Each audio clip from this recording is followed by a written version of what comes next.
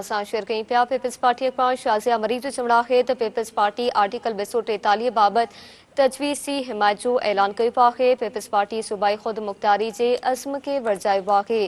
शाज़िया मरीज जो article 160 3A में कंहिं भी तरमीम के रद्द किया वियो।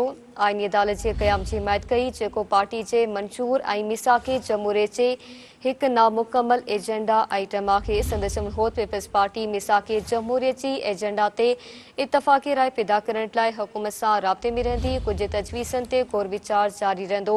शाज़िया मरीज जो पीपल्स पार्टी 18 तरमीम और सूबाई खुद मुख्तारी के तहफ़ुज़ लाइ पुरज़म है।